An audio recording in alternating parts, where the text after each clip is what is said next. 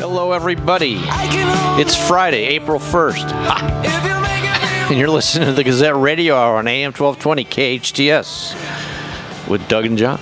The Gazette, you're not doing the whole. Oh yeah, the Gazette thing? Radio Hour. Didn't I already say that? Anyway. Okay. Anyway, so Doug, it is April Fool's Day. Yep. I would like to tell all of Santa Clarita that your shoe is untied. Oh, that'll get April Fool's. See, that just fooled everybody, I'm sure. You looked. Thank you, Doug. No, and I understand you're running for city council. Yeah. Oh, yeah. That, on the front page of the Gazette. Now, okay, I know that was a joke because you probably are not. You're probably on the Secret Service watch list, so you probably could not meet. So President tell Obama. the listeners if they haven't seen the Gazette. They're listening to us and they haven't seen the Gazette. For shame. Okay, go pick up a copy of the Gazette. Front page, big as life, picture of Doug and President Obama shaking hands. Okay, I was duped. As Doug announcing his candidacy for city council. Now it was a good article because Doug would care. Several Lemley theaters. It all sounded pretty good. But have you noticed? That was. But I got a disclaimer. My staff did it. I had no reason. I had no clue. Because there's been a couple that have been played. I mean, the station did the Real Housewives of Santa Clarita. Yeah, that was a good one. All these things have one great thing in common. All good pranks have one great thing in common. Everybody wants them to be true. Yeah. I mean, no offense, Doug. You'd make a great city council person. Name anybody on city council that's done more than you. Oh, I'm not going there. There isn't one. I'm not going there. Name anybody who you think would make a better city council. They're on the city council. They don't make a better city councilman than you. You would be a great city council person. Thank you, Joe. Okay, but I'm not running. And the other thing is, I do think that Housewives of Santa Clarita would be a great show. Don't you think? Do you think maybe we should do that? We could have we got to come up with a radio version of that show because that would be awesome. We could you and I with a sound man going out to different housewives. Something? Great idea. Contact our producer. Great. Who's that? I don't know. I thought you knew. We need a producer. That would be a great idea. You know, one of my favorite ones in years past is when this radio station did the toll booth at Camp Plenty Road in Soledad. Right. Another brilliant idea. People bought it. But what a brilliant idea. We need a toll booth here. Yeah. Then we'd have more money for more theaters. Exactly. We could fund several theaters. And more parking structures. We need stuff. Yeah. That stuff costs money. I don't have a problem with that. Yeah. I think we should pick at the city council starting Tuesday. No, let's make it Wednesday. We'll pick it Wednesday. I know the meeting's on Tuesday, but we don't want to interfere with the meeting. We'll pick it next Wednesday.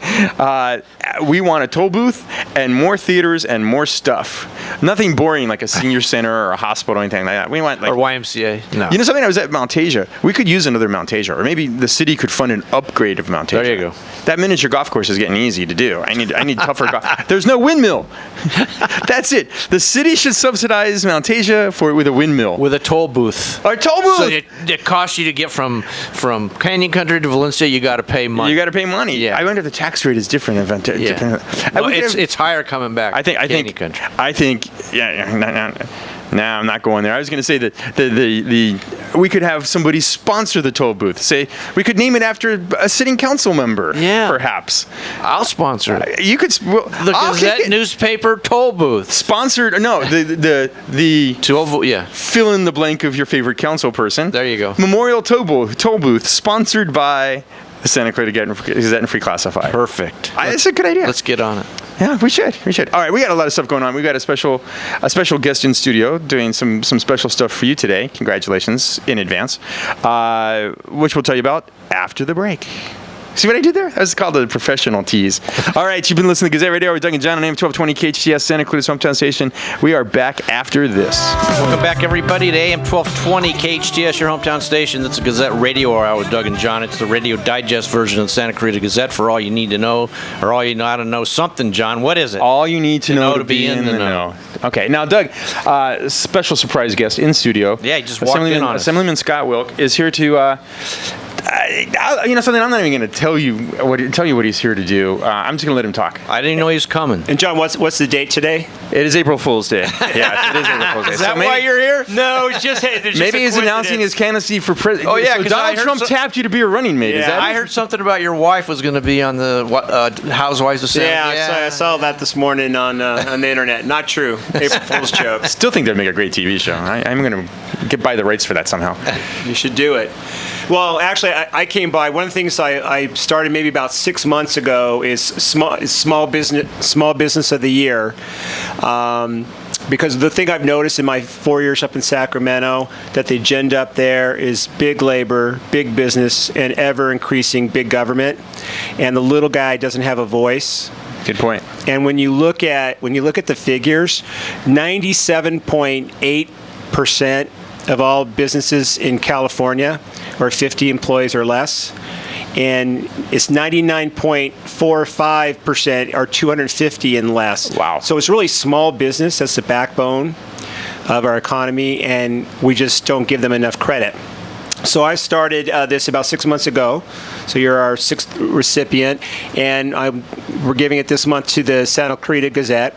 What we do is you need to be in business 3 years. Very cool. Need to be involved in the community, because most people I've noticed that are successful in business is because they have a servant's heart and they do more than just try to make money. And I appreciate your publication. I don't always agree with it, but it's hard to believe. But Wow. it's always a great read. It's authentic. I feel like there's dialogue in it, and it's not sterile like other publications here in the Valley. And You said publications. That was good. Way to cover yourself. well, I just I don't want to get sued. So anyway, so I do have this recognition certificate, and if I could, I'd love to present it to you right now. All right, I guess I should do radio play-by-play. They're standing up. It's a gorgeous certificate framed. Small Business of the Month to the Santa Clarita Gazette and Free Classified. Doug's tearing up. He's not really tearing up. Now it looks like they're staring each other down. They're coming to blows. The humanity. No, wait a minute. That April Fool's Day joke. That's pretty cool. Yeah, Doug, what do you Scott, gotta thank say? you very much. I'm really honored. Thank you, sir. No, I absolutely. appreciate it. Appreciate the kind words. No, I appreciate all you do, all the work with the Chamber, and, the way you, not only in your publication, but here on the radio show, highlight the nonprofits, let people in this community know what's going on so they can participate. This is a very giving community, and, you guys are one of the outlets where people learn what needs to be done, and people step up and do it, so thank you. Real quick, I learned that from my dad growing up in Tucson, Arizona, where he was an insurance agent, raised his family on commission, and he told me from day one, you have to get involved in your community, nonprofits, business organizations to be successful. So I've always tried to follow that. Well, Yep. you have, so kudos. All right. Kudos to you. There you go. All right, thank you. Bravo, Yeah, let's Doug. give him a Good hand. job. So, what you think we're gonna let you get out of here? Yeah, now we got Asking you some questions for you. Let's do it. All right, so state senator. Yes. Interesting choice.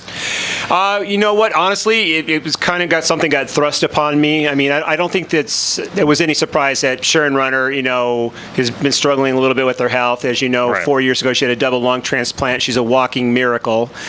And I knew about a week out that she wasn't going to run. They came to me and said, would you be interested in it? And I said no. You did. I said no. I'll tell you why I said no. For two reasons. One, the district goes from Santa Clarita, basically goes from the town center mall to Hesperia and Apple Valley. Wow. So I live on the edge of it, and so it's going to be hard to represent. I mean, I can do it, but it's just a lot of time in the car. And then number two, I just love my district, and I wanted to be represented by somebody that I had confidence in that Right. would do a good job.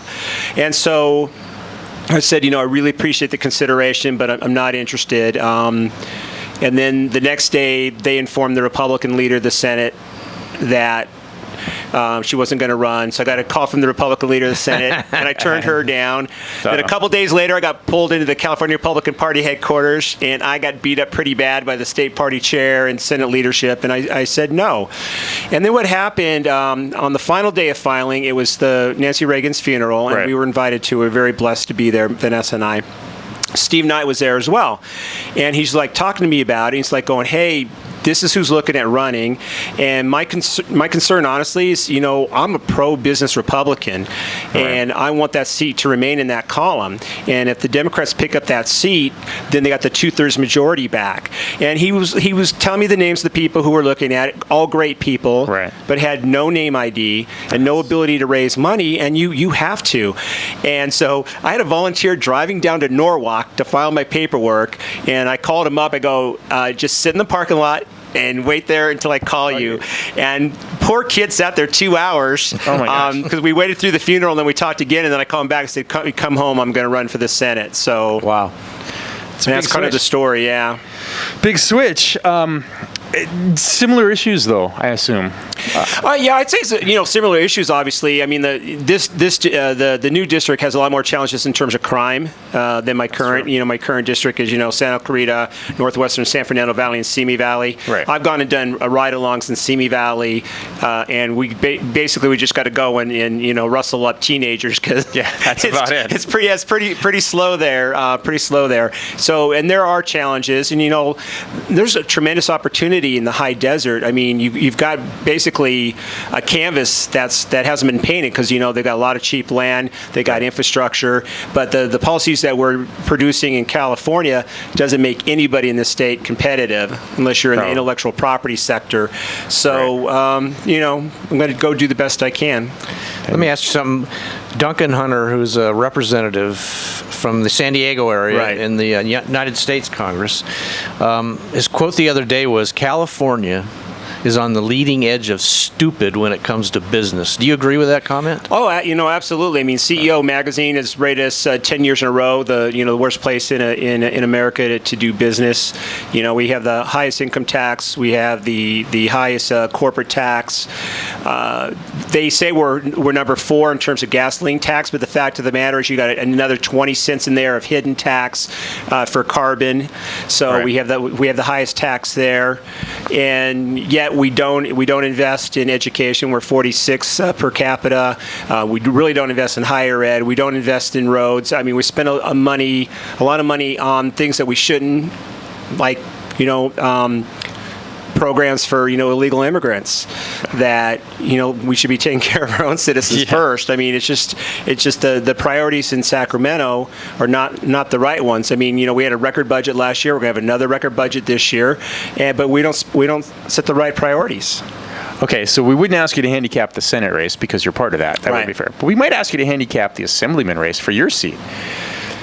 Do you have a favorite? Do you have? Well, yeah. Let's do this before we go. Do you have a favorite? What type of candidate would you want in that seat? Somebody just like you, I imagine. Yeah, absolutely. So I mean, there's 4 candidates in the race. I know all 4 of them, to varying degrees. I'm for Dante Acosta, local councilman, just a good guy, and I know he cares about our community. He's a little older, which is good. I mean, the gentleman from Simi Valley I like a lot. Used to work for Cameron Smythe, but he's got a 3-year-old and a 6-month, and his wife works, and that you can't be a good father and a good assembly member. You can't. I mean, I looked to run when I was 36, and a week before filing open, Tom McClintock parachuted in. I won't say carpetbagged. He parachuted into the district. And I got to be honest with you, best thing that ever happened to me. Right. So I have some reluctance there. So I'm totally comfortable with Dante, and I know he'll do a good job. Okay. What do you think his chances are? Well, 50% of the district is Santa Clarita, so should be pretty good. The problem is in this race, it's a sprint now, at least to June, so you don't have a lot of time. I mean, I'm stressed, so I got to believe that all those guys are really stressed. I mean, I know that kind of race got kind of turned upside down because I kind of felt like I was in pretty strong position. I had 200,000 cash on hand, 54% name ID in that district. I felt pretty comfortable, but they got a dash. So Dante being from Santa Clarita, Dante, I've got to believe, has the highest name ID of anybody in the race. So, hopefully he gets out of June and then, can bring it home in September. And, just thinking back on my history, I don't recall us ever having 2 elected representatives from the Santa Clarita Valley in the state legislature at the same time. So I think that's kind of exciting, too. Let me ask you this. The other newspaper in town called on Dante to resign his city council seat if he wins the primary. Do you agree with that? No, I mean it's that's a part-time gig, and there's you can definitely do both. I don't see anybody else resigning. Kasich didn't resign as governor of Ohio. Marco Rubio didn't resign. And in fact, it's funny because I got a call to go to something in Antelope Valley coming up, and it's on a Thursday, and I've got votes, and I'm going to be there for my vote, so I can't Right. make your event.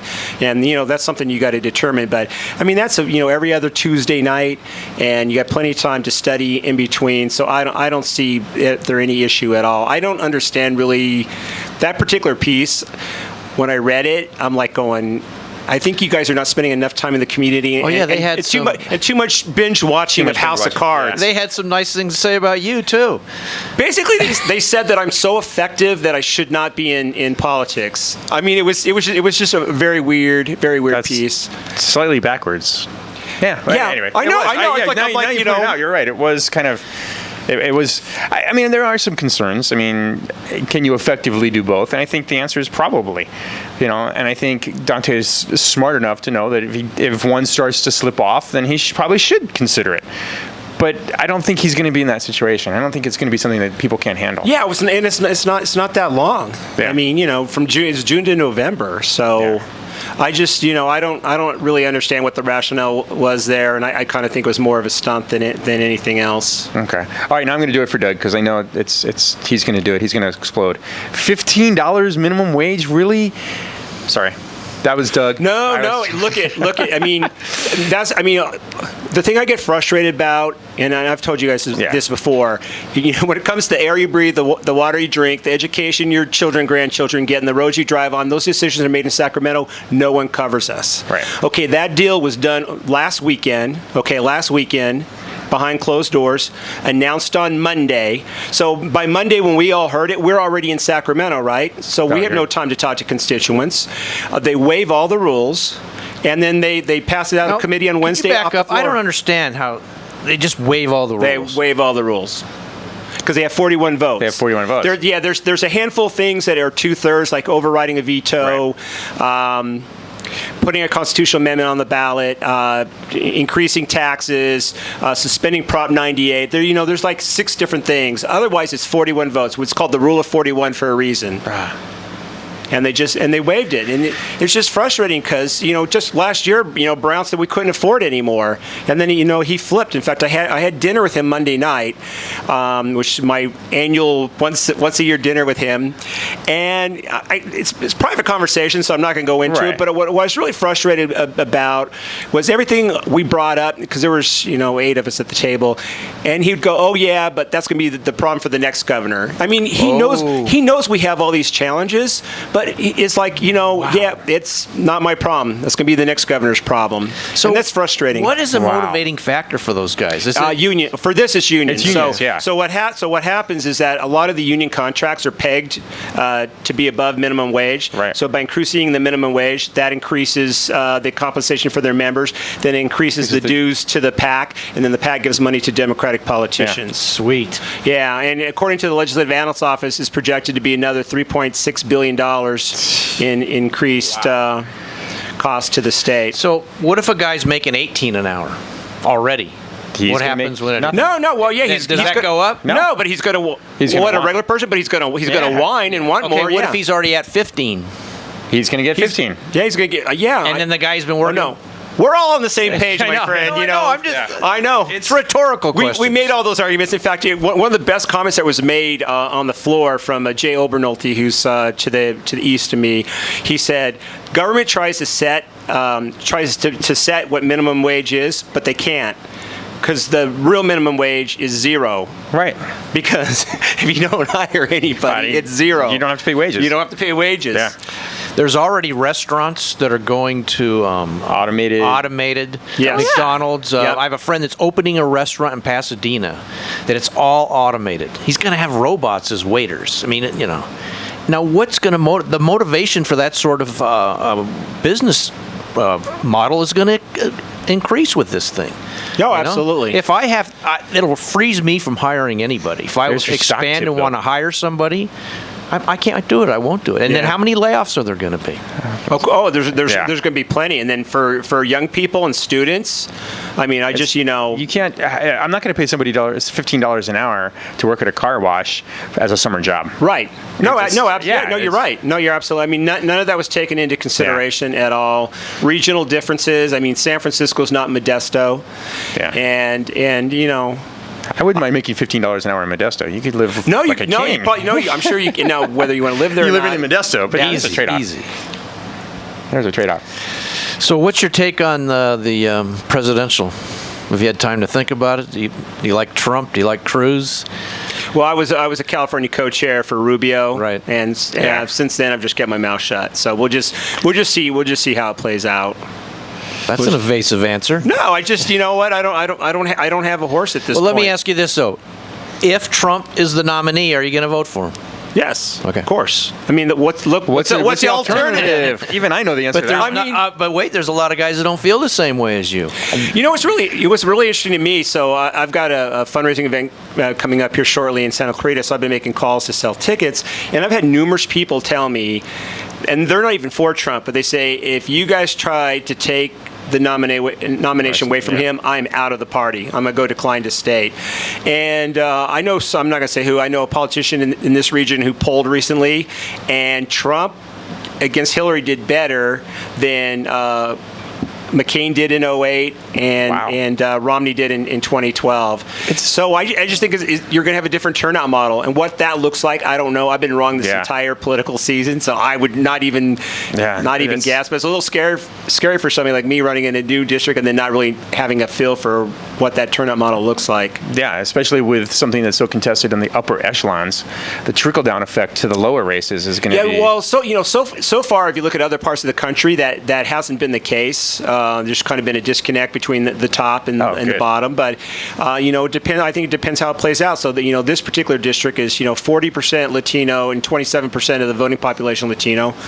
I don't depends on how he gets painted. So I don't know. Yeah, that's just. I mean, when Mr. Trump is on TV, it makes me cringe.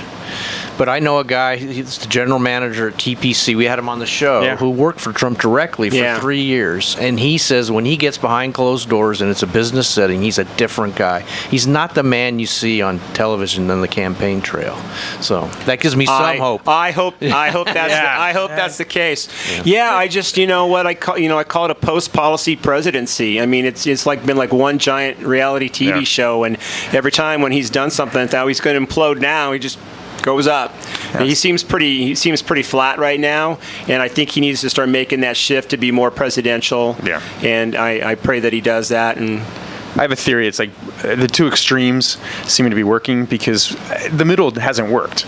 I mean, the last couple presidents have been, well, let's just let everybody get along, and we'll move towards the middle. And I think maybe people are tired of the middle. Maybe they want the extremes, good or bad. It's scary. I think they want authentic. I mean, too many of us, we parade around and we campaign, and then when we get in there to govern, we vote differently. Yeah. And I think that's what they're looking for. I mean, again, I think, Sanders' policies are horrible. I mean, they just won't work. But I mean, people are drawn to it, and a lot of it, I think, is because of that. And if you look at polling, sometimes people go there for Sanders. Well, if it's Hillary and Trump, I'm going to be for Trump. So I don't really know what's going on out there, but it's kind of a unique situation. It really is. Scott, do you have aspirations someday of going to the next level? No. Washington, D.C.? No. Honestly, I was happy in the state assembly. I just thought I'd kind of run the table here.